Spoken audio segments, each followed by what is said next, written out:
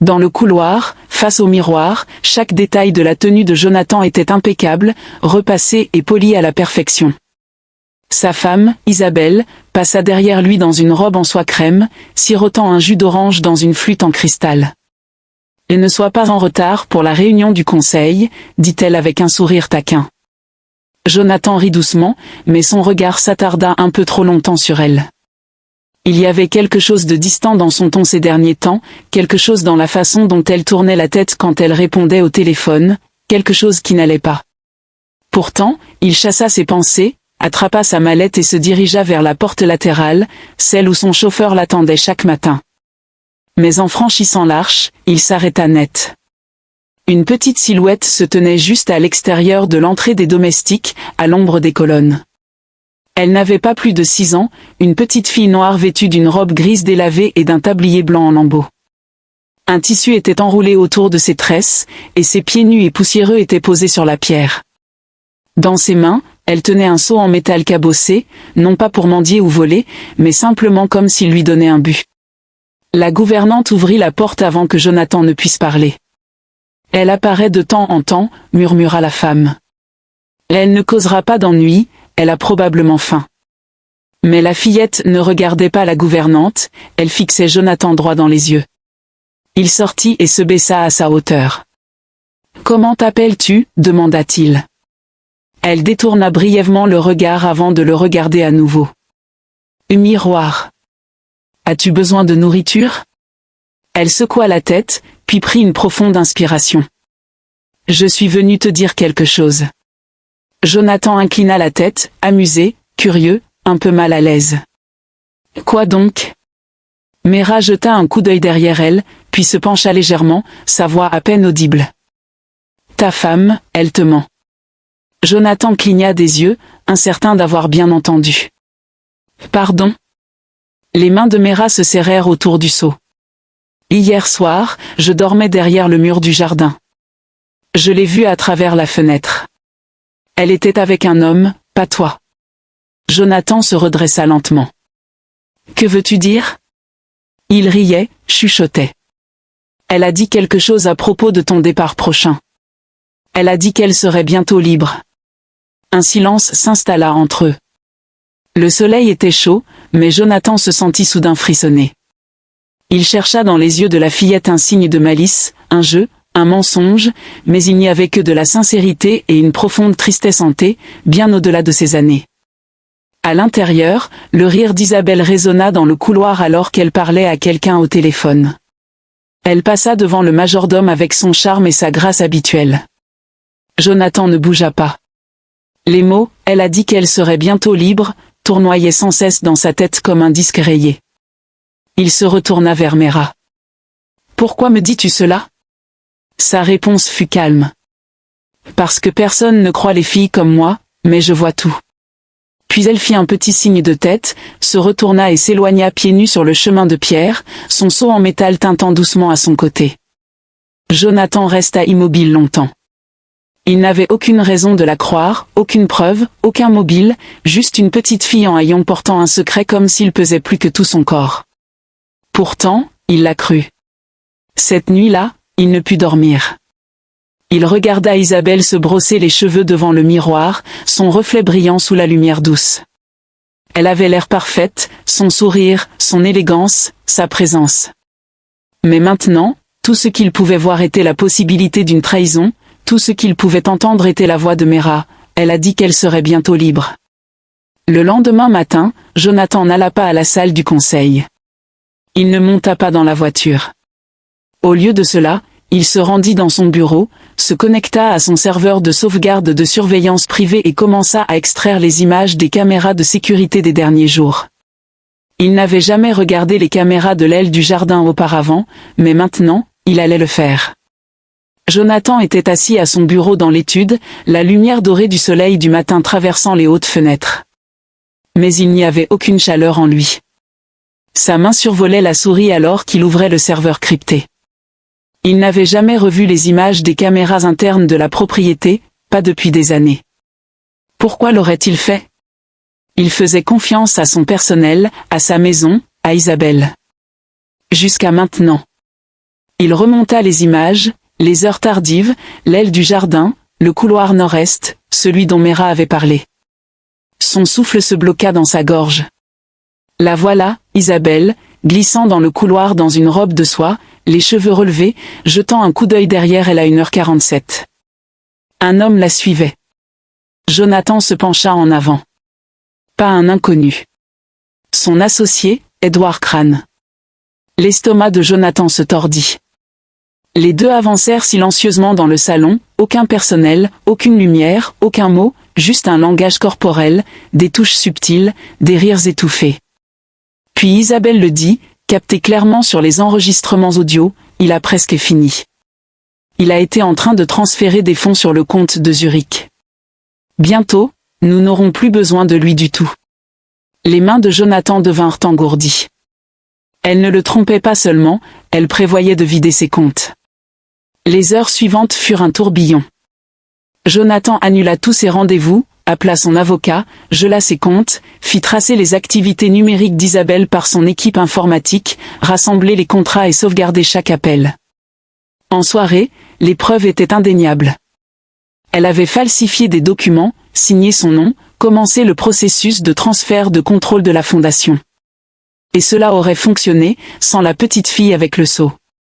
Ce soir-là, Isabelle rentra chez elle après un déjeuner pour trouver Jonathan debout à la porte, son visage illisible, un dossier à la main. Il ne cria pas, ne posa pas de questions, il lui tendit simplement les papiers. C'est fini. Les comptes bancaires sont gelés, le conseil a été informé, le contrat de mariage sera respecté. Pour la première fois de leur mariage, elle fut sans voix. « Je ne comprends pas, tu m'as menti, dit-il, la voix basse. Et une petite fille sans rien n'a vu ce que j'ai refusé de voir. » Le lendemain matin, Isabelle était partie, ses affaires enlevées, son nom rayé de tous les liens financiers. Mais le cœur de Jonathan n'était pas sur sa fortune, il était sur Mera, l'enfant qui était venu à lui non pour l'argent, non pour la nourriture, mais pour la vérité. Il appela le refuge local, demanda en ville, fit chercher son personnel dans les marchés, les ruelles, même l'ancien terrain de train. Finalement, ils la trouvèrent derrière la boulangerie, blottie dans un renfoncement en carton, tenant toujours ce seau en métal. Elle leva les yeux, confuse, lorsque la voiture noire s'arrêta devant elle. La porte s'ouvrit, Jonathan en sortit. Il ne portait pas de costume, s'agenouilla à côté d'elle, à hauteur des yeux, et dit « Tu m'as sauvée ». Elle ne dit rien, alors il fouilla dans sa poche et en sortit un petit collier en or avec un mot gravé « Seine ». Il le plaça autour de son cou. « Tu viens avec moi maintenant, si tu veux. » Mera cligna des yeux, incertaine. Il tendit la main et lentement, elle la prit. Des mois passèrent. Mera emménagea dans l'aile des invités de la propriété Waxford, mais Jonathan se rendit rapidement compte qu'elle n'avait pas besoin seulement d'une chambre, mais d'un foyer. Alors il lui en donna un lit chaud, ses propres vêtements, des tuteurs, des médecins, une fête d'anniversaire avec des bougies et un gâteau. Mais plus que tout cela, il l'écouta. Elle aimait les étoiles, pouvait nommer chaque planète, dessinait des soleils avec des visages souriants. Elle détestait les chaussures, aimait les citrons et pour la première fois de sa vie, elle n'était plus invisible. 1 an plus tard, les papiers furent signés. Mera Wexford, officiellement adoptée. Et lors de la célébration dans le jardin, lorsque les invités portèrent un toast à la miracle de la fille qui avait sauvé un homme de tout perdre, Jonathan leva son verre et dit « Le monde la voyait comme petite, mais elle a vu ce que personne d'autre ne pouvait voir. Elle m'a donné la vérité et je passerai le reste de ma vie à lui rendre tout ce qu'on lui devait. » La vie de Mera changea radicalement après son adoption. Jonathan s'assura qu'elle ait accès à la meilleure éducation, engageant des tuteurs privés pour l'aider dans ses études. Elle s'épanouissait, découvrant un amour particulier pour les sciences et les arts. Jonathan, de son côté, se consacrait à réparer les injustices qu'il avait ignorées auparavant, en soutenant des œuvres caritatives locales et en créant une fondation pour aider les enfants défavorisés. Un jour, alors que Mera avait grandi et était devenue une jeune femme, elle décida de poursuivre des études en astronomie, un rêve qu'elle avait depuis son enfance. Jonathan, fier de ses accomplissements, l'encouragea à suivre sa passion. Il assista à sa remise de diplôme, les yeux brillants de fierté. Les années passèrent, et Mera devint une astrophysicienne renommée, travaillant sur des projets internationaux. Elle n'oublia jamais d'où elle venait et utilisa sa position pour inspirer d'autres enfants défavorisés, leur montrant qu'ils pouvaient aussi réaliser leurs rêves. Jonathan, quant à lui, continua à gérer ses affaires avec succès, mais son plus grand accomplissement fut d'avoir élevé Mera et de lui avoir donné l'amour et le soutien dont elle avait besoin pour s'épanouir. Leur histoire devint une source d'inspiration pour beaucoup, montrant comment un acte de vérité et de courage pouvait changer des vies. Un soir, alors qu'ils se tenaient ensemble sous un ciel étoilé, Mera regarda Jonathan et lui dit « Merci de m'avoir donné une chance. Tu as changé ma vie. » Jonathan sourit, les yeux humides. « C'est toi qui as changé la mienne, Mera. Tu m'as appris à voir le monde différemment. » Et ainsi, leur histoire continua, une histoire de vérité, de courage et d'amour, montrant que même dans les moments les plus sombres, il y a toujours de l'espoir et une chance de rédemption. Mera, désormais une astrophysicienne accomplie, décida de retourner en Côte d'Ivoire pour y établir un observatoire astronomique. Ce projet visait à inspirer les jeunes du pays et à leur offrir des opportunités dans le domaine des sciences. Jonathan, toujours à ses côtés, soutint financièrement et moralement cette initiative. L'observatoire devint rapidement un centre d'excellence, attirant des étudiants et des chercheurs du monde entier. Mera y organisait régulièrement des ateliers et des conférences, partageant sa passion pour les étoiles et l'exploration spatiale. Elle collaborait également avec des écoles locales pour développer des programmes éducatifs, encourageant les enfants à poursuivre leurs rêves, peu importe leurs origines. Un jour, lors d'une visite à l'observatoire, Jonathan rencontra une jeune fille nommée Hawa. Elle lui rappela étrangement Mera à son âge, avec ses yeux brillants et sa curiosité insatiable. Hawa venait d'un milieu modeste et rêvait de devenir ingénieur aérospatial. Jonathan, touché par son histoire, décida de lui offrir une bourse d'études pour qu'elle puisse poursuivre sa scolarité dans les meilleures conditions. Hawa devint une protégée de Mera, qui la prit sous son aile et l'encouragea à exceller dans ses études. Ensemble, elles travaillèrent sur divers projets de recherche, contribuant à des découvertes significatives dans le domaine de l'astronomie. Leur collaboration devint un symbole d'espoir et d'inspiration pour de nombreux jeunes en Côte d'Ivoire. Pendant ce temps, Jonathan continua à soutenir diverses initiatives caritatives, se concentrant sur l'éducation et le développement des communautés défavorisées. Il créa une fondation dédiée à la construction d'écoles et de centres communautaires, offrant aux enfants un environnement sûr et stimulant pour apprendre et grandir. Les années passèrent, et l'observatoire devint un lieu emblématique, reconnu internationalement pour ses contributions à la science. Mera et Hawa, désormais des figures respectées dans leur domaine, continuèrent à travailler ensemble, inspirant une nouvelle génération de scientifiques et d'ingénieurs.